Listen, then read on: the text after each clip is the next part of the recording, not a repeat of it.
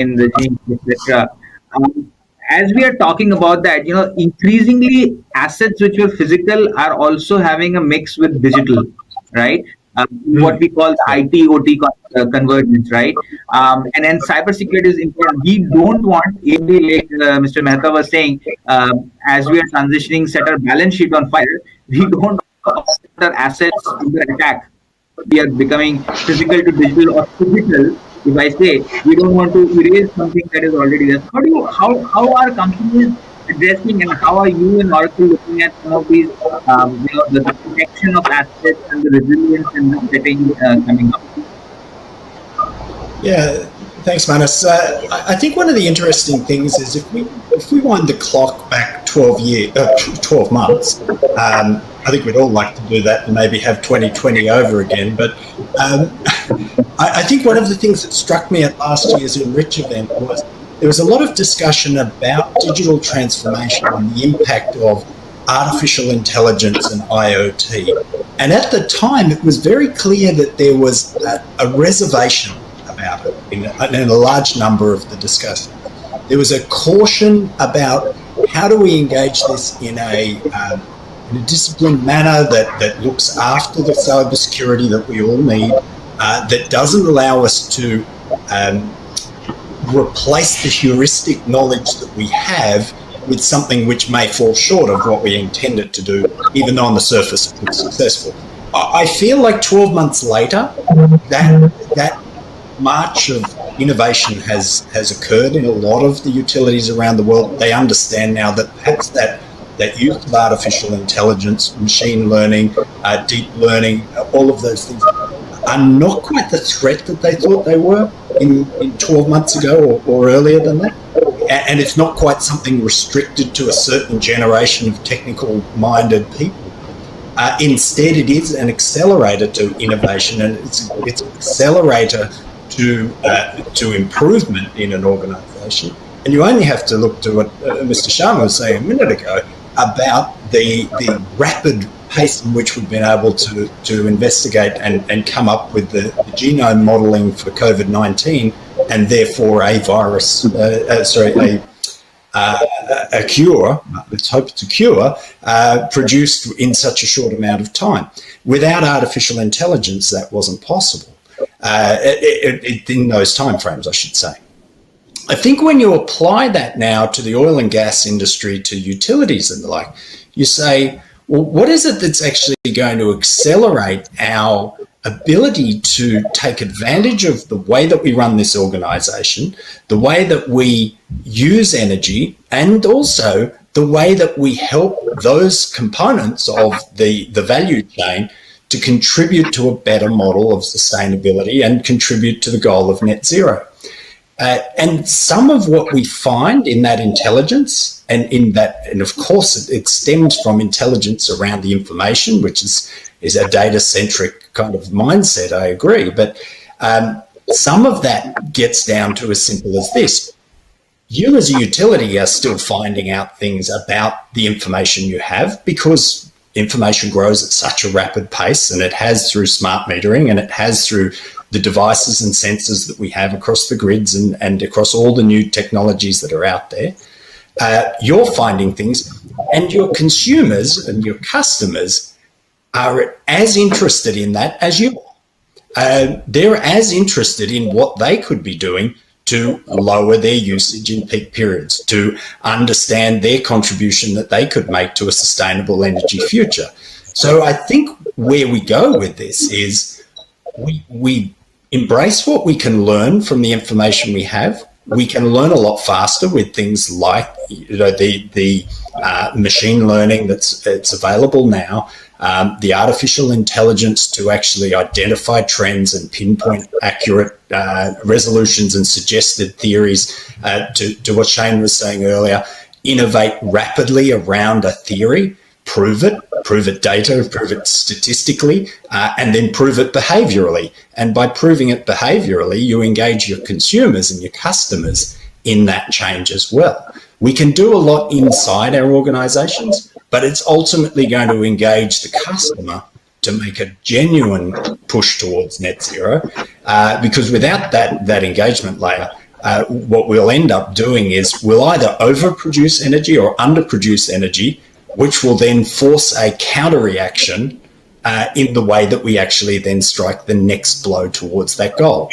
So I think that's, now I haven't spoken too much about cybersecurity because that is a shroud that needs to cover everything that's in that space. But I just think it's an important recognition of where we're coming to now is we are going to have to think about how quickly we can digest information, how quickly we can process, and how quickly we can enact change around it.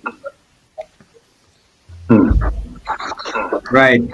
Makes sense. And I guess to the deep reason behind Shane, let me go to Shane and get your thoughts on this, right? How as you see many companies like Matt was highlighting it, there is an increased acceptance that is there, but there is still that fear at the back of the head, right? As you're taking digital solution offerings, etc. How is that shroud of cyber security protecting us? And increasingly, as I was highlighting earlier, as what we see usually isolated and physical aspects also getting into IT mainstream, right? Or even into the internet with the IIoT side of things, like Mr. Shravan was saying. How are you providing that combined offering, and what is the client's view on that? Yeah, it's a very, very, very good point. I'm picking up on Matthew's point there. It isn't the threat that people felt it was. And as we mentioned, in the last 12 months, people have been more accepting to just adopt this technology, test it, and we're quickly getting data points on, okay, what were the fears? And those fears are being allayed very, very quickly. But with that in mind, it is a threat, and you always want to avoid something, but when it does happen, it can be catastrophic. So I don't know how much you know about Concentric, but we have a large defense arm as well. We're a 200-year-old technology company, and we have a large defense arm that's been, developing rifles 200 years ago, all the way up into more advanced digital technologies. And with that, let's say, position we've taken, we have a lot of security operating centers, SOC centers. So since early 2009, 2010, we've actually had a focus on cybersecurity, especially for cloud services that we've been applied. So with having that, let's say, knowledge inside the group, we've been able to do some cross-pollination. So when you take it into more civilian operations, such as the energy industry, and we partner with a cloud provider who's Microsoft, so Azure. We make sure we have all the penetration tests set up. We have authentication, so different ways of authenticating, and we have ways of monitoring some of these attacks. I mean, the top two attacks that we have on our services are denial of services and phishing. They're the two most common that we're seeing within the cybersecurity environment. That's not going to change. What we have seen a rise on, though, is around the attack on cloud service providers. Before, they would have been done on-prem or enterprise systems. But when you move it into the cloud, there's a certain element that we saw early on that this is more secure, because we have your cloud service provider also backing up their systems, their data sensors, they're protected. We're adding another layer. But I see the rise of direct attacks on these cloud services into the future. And then if you look at, Google, Microsoft, all of these cloud service providers, they're using artificial intelligence, machine learning. So it's a race, and it's always going to be there. But as long as you can mitigate it, keep it low, I think this is not going to be the hype. It's not going to be as dangerous as people believe it's going to be. There's always the case that something might happen, but you just need to make sure you have focus on it. You put in the correct governance around it. So like SOC 2, for example, is a very good system that a lot of people should be certified with if you're a digital company. And a lot of the operators are driving for this certification if you're going to deploy digital twins or some sort of digital platform. So you need to be aware of what's going out there, have good systems in place, but I wouldn't be too concerned about it on a day-to-day basis. That's our, let's say, experience, at least from a cybersecurity point of view. Sure. I think Guru had a point he wanted to, yeah. Well, I just wish Mr. Amarnath was there so that we could have had some sort of one of the issues, right? The issue you raised is cybersecurity and how are we keeping us, let's say, the whole integration of IT and OT. That's a reality. When we deal with utilities, we deal with petrol, that integration will happen, and with more connected devices, with more data sharing on-prem to the cloud, where people want to benchmark their sort of performances versus the best in the industry, this will become even more of a topical discussion and a controversial discussion. The reason I say that is there is this whole fear of sharing data, means data going out of the country, for example. Means why should I send data out of the country? Can we have servers within the country just from a data security perspective? So that whole debate around how do we resolve that in terms of ownership of data, the protection of data, integrity of data is a live issue that we can't walk away with. That is one issue.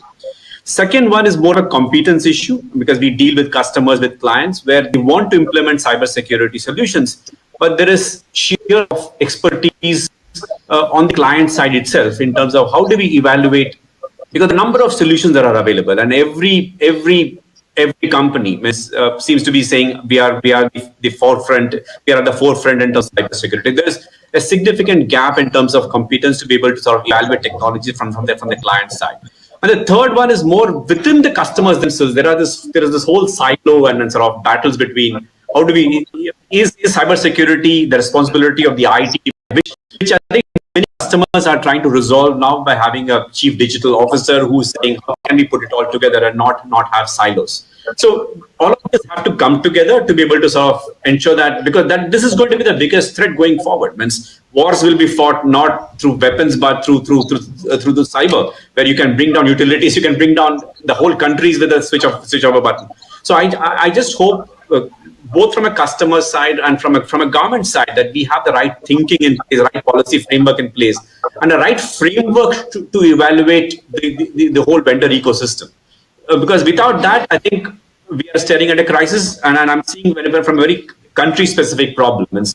Unless we put our heads together to resolve this, and I hope there is serious thinking happening in that space to ensure that we can operate and continue to sort of keep our country safe. Yeah, no, I think this is a very apt point because in fact, very recently, in fact, people are saying the outage that happened in Bombay apparently attack as well, right? So, and you're absolutely right. Say first, if you don't have a framework, you might not even know where an attack is happening. The second question comes then: how are you protecting yourself, getting yourself next to that, right? So, and of course, it would be really great to have Mr. Nath here because he is looking at some parts of it, probably not as broadly as you were highlighting, but I think on some of the geophysical data that we're looking at upstream and the crude and oil. The upstream, but I think Shane, you wanted to add something to that. No, absolutely. It's so relevant. But there was one particular point that you mentioned there was in-country information and retaining it within country, and that is a need. I mean, you look at certain countries, there's just a complete blanket stop. No information can go outside the country, and when you're considering cloud, you think of public cloud, you think of availability. It can be, a server could be hosted in Europe or America, and you could be host countries such as Nigeria, Malaysia on those servers, and that's just not going to fly. But there are solutions out there, and there's a lot of thinking going on from various cloud service providers, where they can have data centers located in country, but you can broker that data into a single instance. So there's a lot of thinking going on between that. It doesn't mean you release all of that data out of that country, because you release certain information or KPIs that are relevant for KPIs that can be then centralized at a headquarters. So if you have a operations operator who's US based or Europe based, and they have operating facilities globally, so an international oil company, for example, they still want to have access, a single workspace of all of their operating facilities. And we've been working a lot in this in the last 6 months, because we're scaling out, let's say, a twin across multiple assets, multiple countries, And it's surprising the amount of thinking that's already gone on behind that. If you talk directly to your cloud service provider, and if you are willing to integrate with them, there are solutions there. And as I said, maybe I'm coming from an organization that has cybersecurity at the top of mind because of the defense side, but it's very important. It has to be knitted into your fabric. It has to be knitted into the way you think. But engage with the cloud service providers. There are solutions out there. There's a lot of good thinking going on. And you are actually able to have one global instance of all your operations while retaining your data in country and providing the relevant, safe data back into a headquarters located outside of that country. It's just KPIs. And then you're still able to take, let's say, operational decision reports using all of your digital technology in country. And you can actually copycat that from one location to another location. You can slice it across, excellence centers. If you're doing something in India, for example, or if you're doing something in Australia, you can actually do comparisons without opening yourself up to threat or attack of a threat. Cybersecurity, in the various operating entities. So there's good thinking there. It just needs strong governance. That's the most important. Mm-hmm. Yeah, no, I think right, Shane. I think there are systems, but eventually you will need a framework around it to make happen, because it is eventually, the cloud eventually sits somewhere, right? I mean, you have your server infrastructure somewhere, Yeah. and this point that you highlighted and Gurumurthy highlighted, these are very relevant, very India specific points as well, and I'm very sure across other countries as well, where the Indian government is very keen that ensuring a lot of the data resides here. But I also want to get a business perspective as well, because, and take this question from a last business perspective from on how HPCL is looking at this, because there is a significant amount of data you have, your own data, your customer data, but this transition to cloud, and then where does this cloud actually reside? And it's not easy, right? I mean, it might, Shane highlighted that there are many safeguards, but you still need governance. How are you thinking through that journey, and what are some of the restrictions and constraints that one needs to work with? I mean, I don't come from the IT background, but yes, the data is very, very important for us.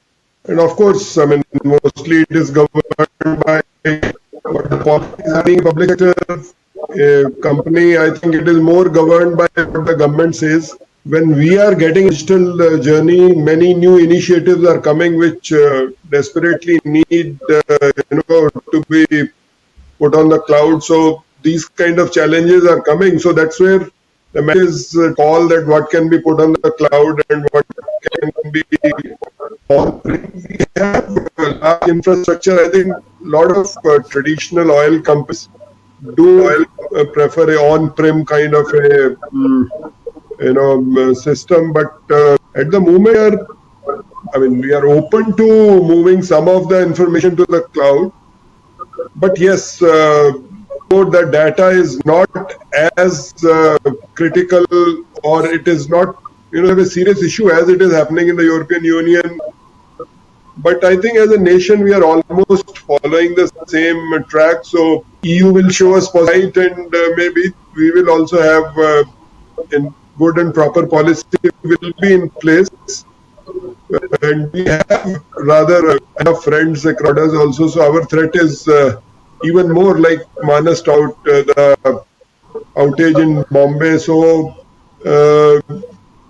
as a country, we are rather more vulnerable than many others. So I think we are cautious whatever we decide.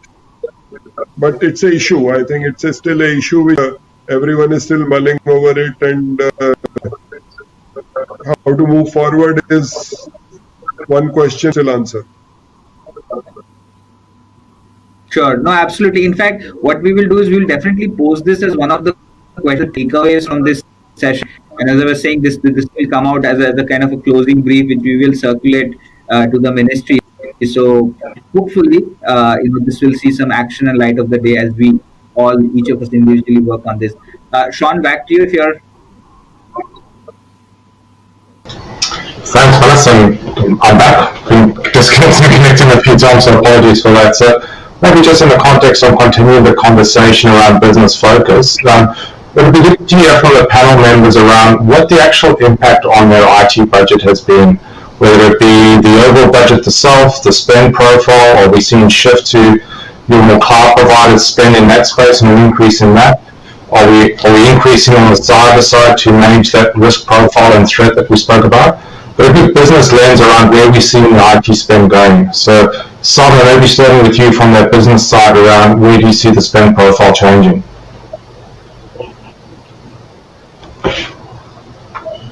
Simon?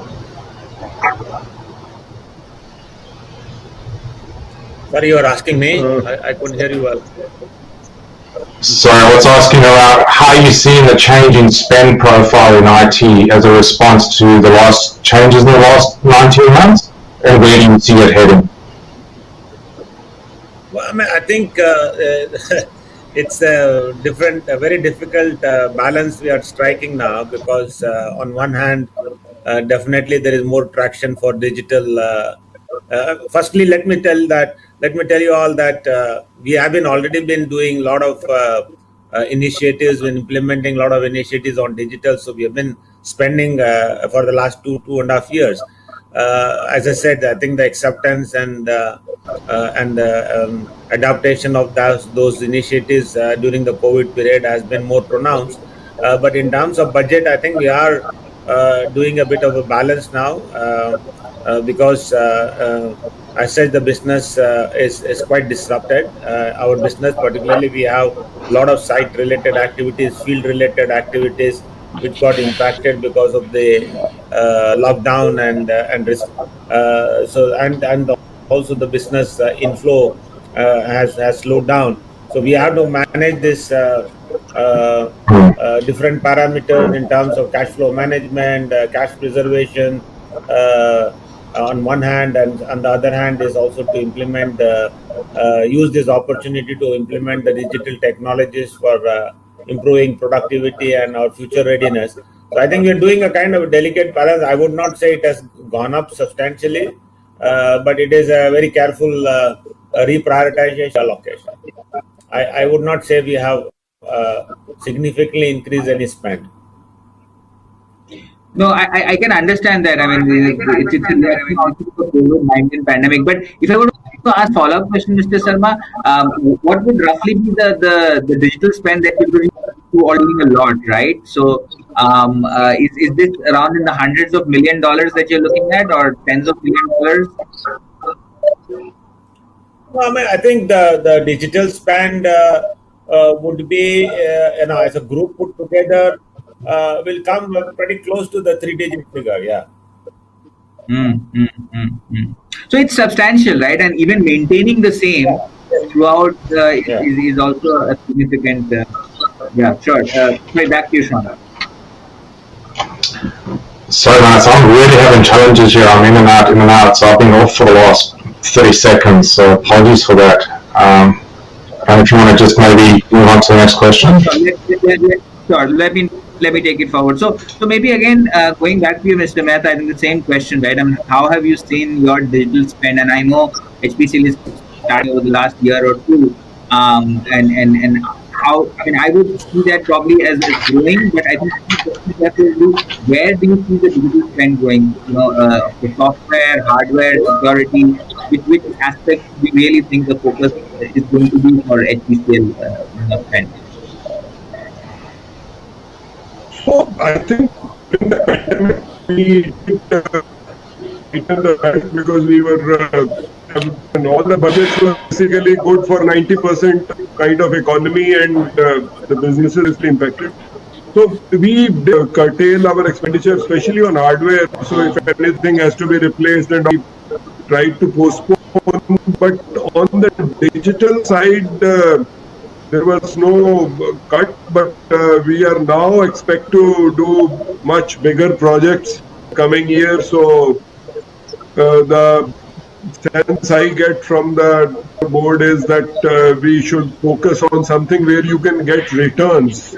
You cannot possibly indulge yourself in doing some more experiments where they are difficult to calculate. So that's the focus. But yeah, it's a big challenge today, that, especially the energy companies have been impacted.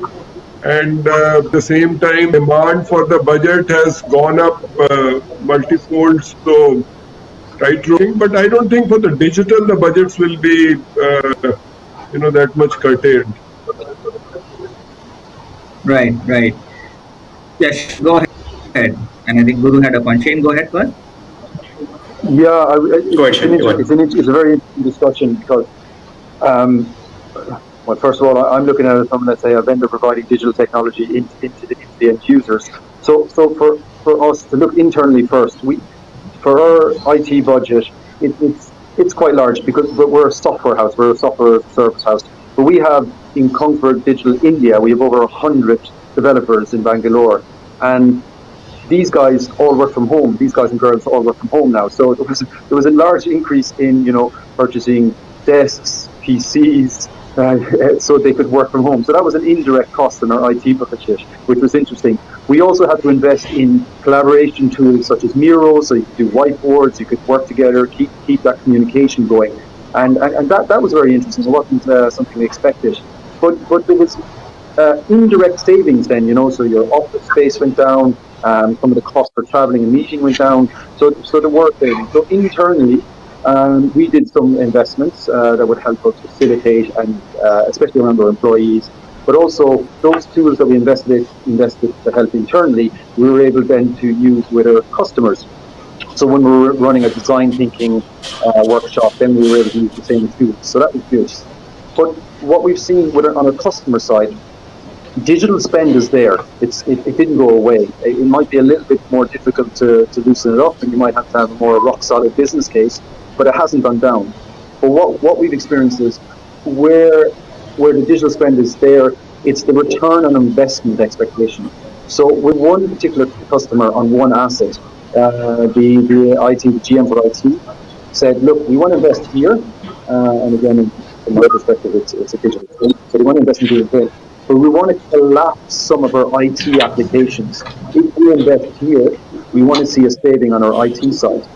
So for that particular customer on that particular asset, $3 million worth of IT spend, CapEx spend, that they had planned for at the start of this year, just wasn't used. So there was an automatic 3 million savings under budget because we were able to digitalize some of those workflows inside the Twin. And since we're a SaaS, you just scale up in users, and then that was a significant saving on the CapEx part. As they're calculating this now on an OpEx part, and they're going, right, 3 million to invest, and then there was an OpEx cost, maybe $500,000 year on year. Now all of that is saved for the next 3 to 5 year budget. That particular customer and that particular asset are now going, they've done a deep dive after that savings, and again, this was an unexpected savings. They just realized this as part of the let's say proof of concept that we went through with them. They're now looking at over approximately 200 plus applications that they subscribe to or buy or have on premise in that particular asset, and that would be quite common across a lot of these kind of onshore gas processing facilities globally. And they're saying, can we cut now between 40 and 50 of these applications out and digitalize those functions or workflows within the digital investments side? And they're going through that process now, and it is very, very promising. They probably can do more, but there's certain, let's say, elements that you will never replace, like system of records, where you store and have to have that data for regulations or regulatory bodies. So you need to keep those applications. You never bring it down to zero. But there are significant savings on the IT side. So that's the experience. What you invest in on the digital side, so the digital spend, they want to see a return on investment on the IT side. So that's our experience. No, I think that's a very important point. Yeah. No, I think that's a very important point. And Drew, I know you wanted to speak, but I just wanted to also get your thoughts on this specific point that Shane mentioned of the software as a service and moving CapEx to OpEx, right? As both Mr. Sharma and Mr. Mehta highlighted, right? I mean, while budgets may not have shrunk, they might not increase significantly, or they might go up in some area but go down in others. How are you seeing the business model changing for providing digital solutions towards more an OpEx model or a subscription model, or maybe let me say even a success fee model, right? And typically system providers don't do that, right? Because you're putting in a system, you're putting in a solution. How can you then link more closely to the return on investment? So some thoughts on that, plus the other point I think you wanted to talk about. Thanks, Manoj. I think very apt, because with budgets becoming tighter, customers are saying two things. One is, how can we structure more outcome-based contracts? It's no longer good enough that you come and advise us and implement a solution and walk away with an annual maintenance contract. There has to be some skin in the game for companies like us.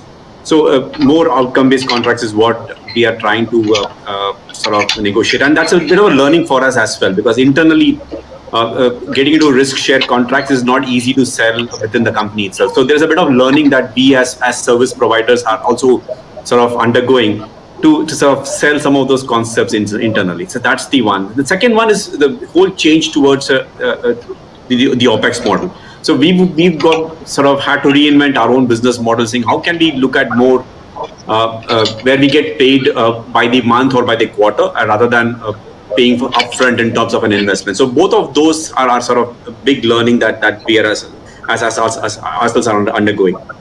So just to sort of build on one final point in terms of the whole concept of an upfront sale is probably going to go away.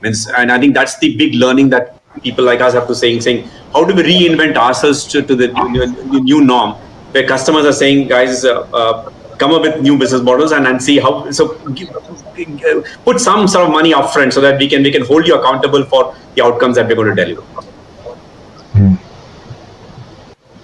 I mean, it's a clear shift that's happening, right? And it's not so much in the future, but now, right? So absolutely, and I think this has been a great audience. I have done last question, and then we will look to wrap up. And it's kind of linked to what we're discussing so far, right? All across from what changed to the sustainability in the future, from the spend and outcomes. So now coming to outcomes, if you were to really look at digital transformation, right? And then if you were to say, what are really some of the benefits that are coming out of it, and what is really success when we see digital, right? I really wanted to see what and this is the question to you, Mr. Sharma, and it's a two-part question, where I wanted to see what have been some of the successes and both soft and hard benefits that you've gone through as you've gone through the digital transformation, and secondly, what do you think will be required internally in the organization to make those successes stick, right? I mean, everybody says that nothing succeeds like success, right? So you clearly need to have that success. So what have been those successes for L&T, and in what form or fashion are you seeing them in your organization, and what are you doing further to kind of propagate them and extend them? I think we have been a performance-driven organization, so I think the career growth and compensation is quite heavily linked to performance.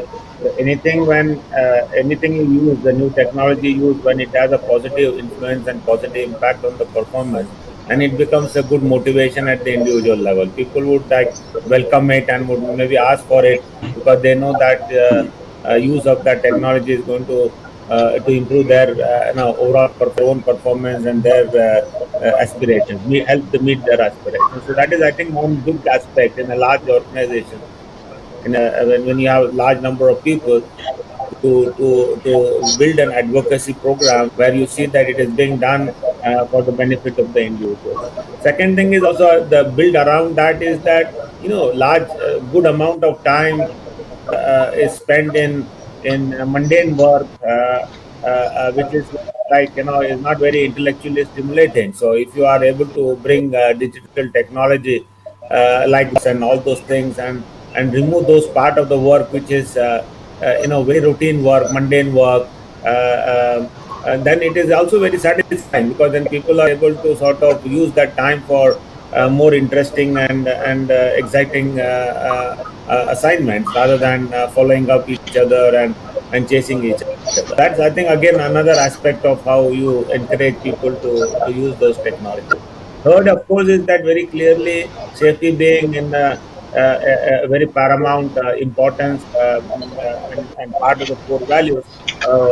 When you are able to improve the ESG parameters, that also improves our shareholders and stakeholders' perception and value. That is the third aspect. And I think we can go on. I mean, so there are so many uh, productivity. I mean, I think that's also again a huge thing. Everything I talked about, connecting workmen, connecting equipment, using digital tools for design and supply chain management. All of this is going to one way or the other reflect on productivity and therefore the bottom line. So I think that's our motivation. So in summary, I think what I'm saying is that you have to find out those aspects at individual level, at group level, at the business level, which are with which people can connect and correlate and measure this the impact in a very tangible way. If you are able to demonstrate that all of this has got that positive impact, then I think definitely it will have a and momentum will really pick up. I mean, I think that's the whole thing. And what we have to do is we should not launch into something. Someone mentioned, I think Shane or Matt mentioned that we used to have the enterprise solutions which used to run for years and years, and nobody knew how it is going to benefit.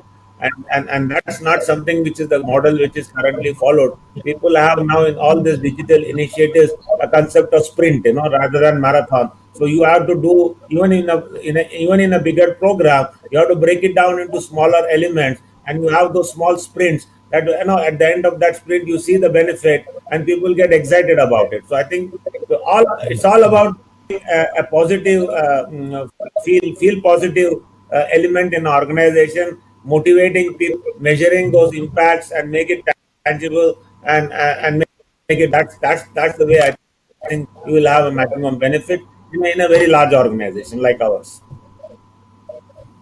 No, absolutely. I think these are very useful points, Mr. Sarma, that you mentioned, right? I mean, you rightly said that the success of any transformation or initiative has to be at multiple levels, right?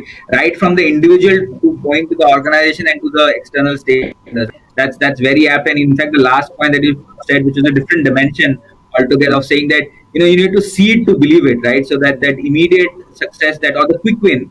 It's a very oft repeated consulting word, I guess, but getting that makes sense. Now, switching to you, Matt, on your closing thoughts on this, how do you see success for many of the solutions that you implement at clients, right? And what is really the return that you look at, and how does it help convincing clients? I mean, what is really that benefit? Yeah, look, good question, because I think there's that, like you say, those concentric circles of value perceived out of what is done. An interesting area to speak to, and Mr. Mehta was talking about, stockholders and their return on the benefits that we deliver, the utility stakeholders, and eventually, I think there's a greater good that we serve in what we do with every single day that we hop out of bed and go to work. And one thing we're intensely proud of that we've been able to do with utilities around the world is save already over 20 terawatt hours in energy, simply by harnessing information that people just didn't know enough about the way that they're using energy in their households. And by helping them to understand it and to curb behavioral instincts around energy, we are exceptionally proud of what we've been able to do in that regard, and that has a flow-on impact to customer satisfaction. It has a flow-on impact to the standing of the utility as a reputable company, the trusted organisation. That then allows investments to be made in more innovative approaches to trying to help reform the market or to reform carbonisation. And at the end of the day, the overriding message that we hear at Enrich this year to talk about is getting towards that net zero outcome. So I think if you can find that greater good, and like I say, that is different at each level, but the highest purpose you can find and associate that to your organization and associate the outcome that even a small sprint on a project serves as the highest purpose outcome. If that has a connection to a net zero goal, if that has a connection to a reform that makes life better for people, these are the things that employees and consumers and customers and regulators and stockholders and everybody embraces when you can actually make that connection happen. And I think that's where I would sort of emphatically implore people to think about as you start thinking about business KPIs, as you start thinking about project outcomes, measurable items on that, find that higher purpose that it all maps up to. No, I think that's a very useful point.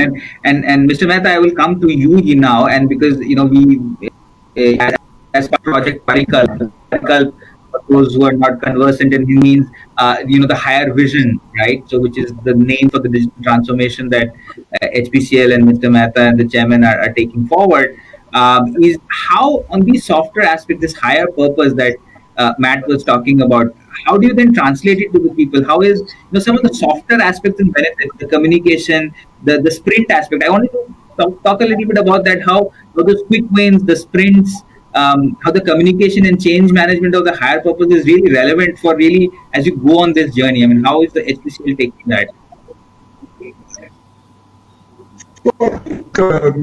Touched on a very important, topic of possibly we need to repurpose. Some of the organizations have created purpose. So a bigger purpose, the narrative is to be changed. It has to be changed. So that's what we are trying to do, is that within the company, we are trying to change the narrative. Top management is changing the narrative. And we truly want to do some reasonably big projects with the good IRR so that people understand that digital has been happening in the company. But these particular transformation projects will have an impact in terms of the money. And third, we have to do some projects where people can feel that it is happening, because if somebody who is sitting in the mountains of some of our locations in Rajasthan, in some remote areas, where only one or two people are working, maybe operating a aviation station and stuff like that. So all 10,000 people should get that something is happening in the company, so that they truly start believing, because digital has been kind of a buzz been floating around for a very, very long time, and people don't understand what it truly means. So I think there are 3 tracks. So for that, obviously the communication is definitely very important, but at the same time they want to see the proof of the pudding is in the eating. So they truly want to feel, and that's where I think our track has been like that. We truly want to touch 70-80 employees who are working within the company with this kind of multiple initiatives. I mean, starting from how we can forward to something which possibly we can do at the gas station.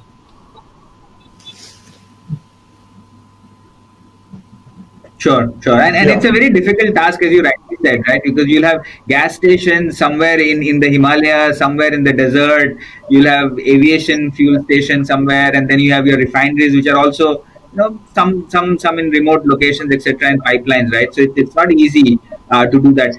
To that perspective, coming to you, Shane, in your kind of closing thoughts on again, Matt talked about connecting to the higher purpose, but how do you ensure that such a large organization, whether it's somebody like an HPCL or say any company like Equinor, and Equinor is probably a very different example, because while it may be large, it's also going through a transition. So as companies are also repurposing and figuring out how does one communicate the benefit, and how do you aim with people on what are the outcomes and the benefits and the real return are you getting? Is the real return just financial, or is it a long-term sustainability? For example, saying that I will be in the Dow Jones Index for 100 years, right? And we'll come to G, like G has been a bellwether, but it's probably not what it was G 100 years back. So how do you communicate such a thing to clients, saying it is very large and itself going through a transition? Yeah, it's a very good point, and I suppose it's a measure of what's your criteria for success. But two things: shared purpose. That's very important, and that's a higher purpose. But it has to be shared, and it has to be co-created, either from our perspective with the customer or within the customer's organization. Vertically and horizontally in the organization. We are becoming a net zero carbon company by 2030 because. It's good for the environment. There's climate change coming. We want to ensure the future for you and for your families. That you need to have that shared purpose. There's other criteria then. I mean, for us, we try to celebrate the small wins. Yes, financial performance is very, very important for any company. You know, you're in it for the shareholders. So we do, let's say, ring the bell when there's an award, when there's a contract. But those days, they're not as motivating for some of the employees that we have inside our company. We have developers, and it has been traditionally difficult, let's say, to get the type of people like UX designers, developers, to work for a company that delivers services to the oil and gas industry. They want to be associated with more greener, more sustainable, let's say, industries, or like the likes of Google or things like that. So we have to be very pointed in why we're doing this. You know, we are working in a heavy asset industry, but we're doing it for the betterment of that industry, and that's an important message that we have to have in order to attract talent. So we do celebrate if we have a customer or an installation where they have reduced energy consumption or seen a significant reduction on CO2 footprint. That's something we celebrate internally, not just for the customer side, but it's look what we were able to help this customer achieve. So that's very, very important. It's also, I would say, the pace of change is driven by technology. We know that, but the pace of adoption is driven by people.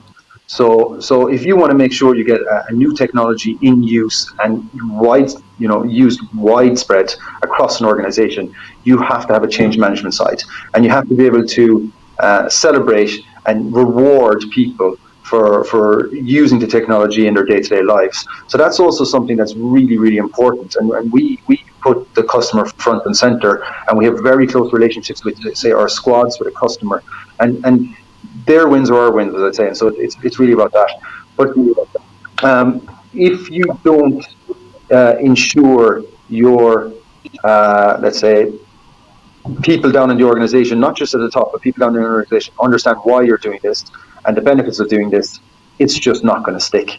And that for me is one of the most important success criteria for any change that we're doing here, is ensuring adoption and ensuring that you design for your user, not just design for digitalization with no purpose. You have to digitalize with purpose and design for your user to ensure adoption. So yeah, echoing pretty much what everyone has said here, shared purpose, you can link that to a higher purpose. Digitalize with a purpose in mind, user-centric focus for your technology. Celebrate the small wins, celebrate those wins that actually lead you in the direction you want to go. So sustainable transformation, celebrate those small wins. And I think the traditional wins of the past aren't as important. They're important for certain people in the organization, but they aren't as important. So maybe you can reprioritize them and focus more on, let's say, information and the journey that the company is on with the vertical in the organization. That's very important as well. No, I think that's a very, very good point that you said, and you bringing that perspective, and I want Gurumurthy coming last to you, but not the least, because you bring the mix of both the business and the technology. Because I know from your past background, you've led some of the G businesses, but now also from a digital avatar. So I think that the nuance that Shane was also saying, right? So there is of course success, and various measures, but measure of success for the current generation or the millennial generation is very different, right? And all of us working in the energy industry, which is bricks and mortar, heavy assets. How do you link to that heavy purpose, and how do you think both from the business side and the digital side? Because you're doing it for the business, but also you're doing the technology outside for various customers with yourself. How are you able to manage that nuance and also correspondingly communicate to your clients? I mean, how are you managing that at G, and any closing thoughts from your side? Your point about millennials, right? I think how do we attract talent? How do we make joining an oil and gas company sexy? So I think the one at least learning that I've had, we go to campuses to try and get talent, is the amount of awareness that young students and young graduates have on the commitment to ensure that we can keep the planet safe. I think that's huge. The awareness is just huge. And our biggest proposition to young talent has been saying, how can we ensure that we can make our customers better, in terms of safer, in terms of cleaner? How can we make energy more affordable, more cleaner, and more safer? When we sell that proposition, and when we can connect that to the purpose that these young graduates and students have, we are able to sort of do that. And when we can, and the way we do that is to sort of showcase some of the technologies that we are doing, some of the partnerships that we're developing with companies like C3.ai, in terms of how we can bring in the absolutely what we call the technology at its edge, to be able to sort of make it more meaningful for young graduates. I think that's how we are able to do that, and I think we've continued to do that, and we will continue to do that. Saying, so how use technology to be able to solve problems. I think that's been the biggest and sort of attraction for young talents. And hopefully we can continue down on the journey, Manas, saying because we are actually tackling real life problems in terms of emissions, in terms of sustainability. I think that's what keeps us awake and keeps us ensure that we can go to our jobs every day and make it more exciting for some of these young millennials.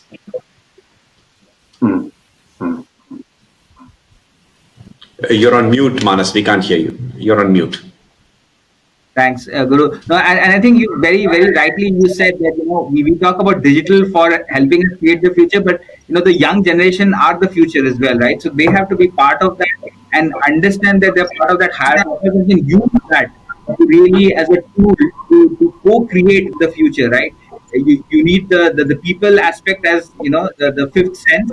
And you have the other four elements together of the physical and the digital to really make the future together. So I think very well said. Honestly, I mean, if we could have gone on and on together, but I would want to thank the panel here. And in fact, my wish would be that we could get this panel next year, where we are probably physically together, at least many of us physically together, and that would be a much more greater occasion. So looking forward to that year, which is not 2020, as Matt was saying. And thank you again. We covered a whole host of topics. To summarize, we started off with how COVID is impacting us here and now. The whole world challenge. We talked about how we are addressing some of the aspects around moving to different business models altogether that are out there, and then also how that is impacting the security, the cloud presence, increased automation that is happening. And then going on to the impact on spend, and then finally, as we were talking about, how do we really measure success in digital, right? I mean, are we going towards a better future? Are we communicating the same to our stakeholders, to the younger employees? So I think a fascinating conversation, honestly, and I'm myself looking forward to re-watching this session myself, and I urge all of the listeners to go through this session in detail, to post your questions. We also have the digital lounge as part of Enrich, where we have many of our technology partners and others there to see what is really the art of the possible and what can be done to make the world a better place and towards a net zero future. So urge you to both look at the digital lounge, look at this session, share your thoughts and comments. We will put that together as part of a summary and a closing brief and come back to you. Thanks once again to the entire panel. Thank you, Sean, Matt, Mr. Sarma, Guru, Shane, and Mr. Mehta. It was lovely. It would have been great to have Mr. Nath as well, but I guess he's missing out on something. So thank you. Thank you. Bye. Thanks, Matt. Thank you. Thanks very much. Thank you, everyone.